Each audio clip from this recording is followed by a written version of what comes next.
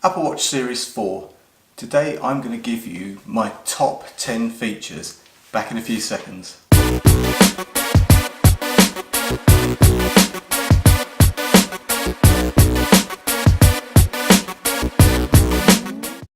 What's up YouTube? Dave here from Seeing Through a Lens. Thanks for stopping by the channel. If you haven't stopped by before, please click on the subscribe button and click on the bell icon to be notified of new videos. So guys, today I'm going to give you my top 10 features of the Apple Watch Series 4. So guys, number 1, the digital crown.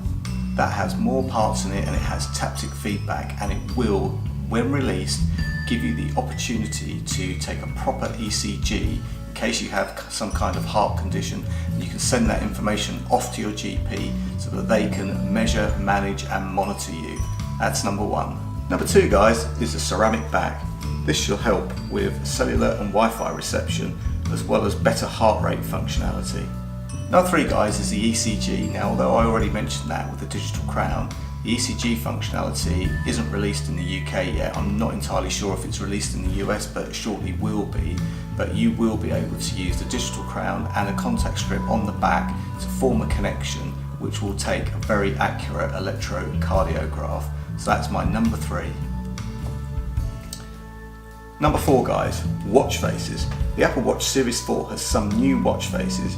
Yeah, it's a shame that Apple haven't really opened up the ability for third-party developers to create their own watch faces. However, the new analog and modular infograph watch faces, which are exclusive to the Series 4, are a welcomed addition. There are a few others like fire, water and liquid metal, but these really are the go-to new watch faces for the Apple Series 4 watch.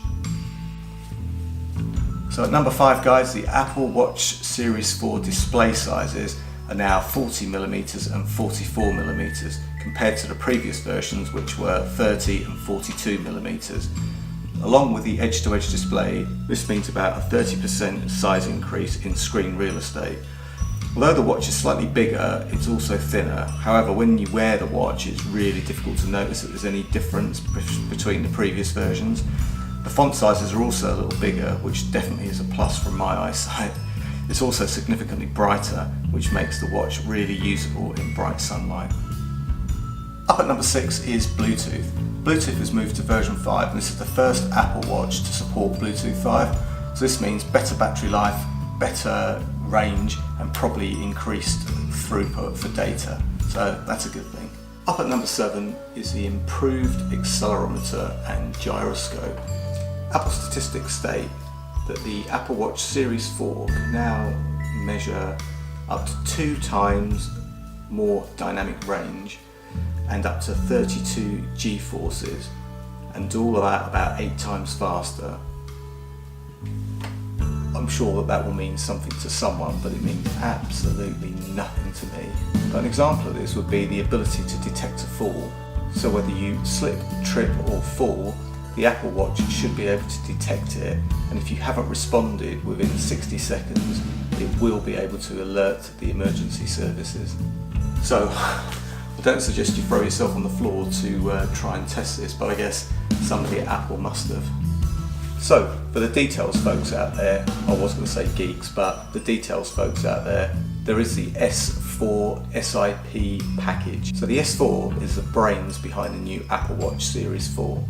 The SiP, which stands for Silicon in Package, takes up much less space than the last S3 processor did, and is about twice as fast.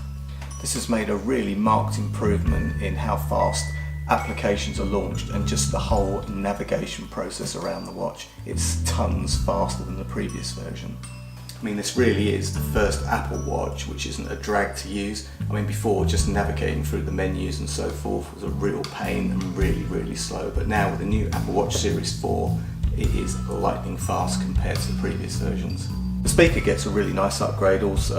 The speaker grills are now much bigger, and the audio quality is a lot better, and the volume is probably about 50% louder according to Apple statistics, which really makes the Series 4 much more usable in noisy environments.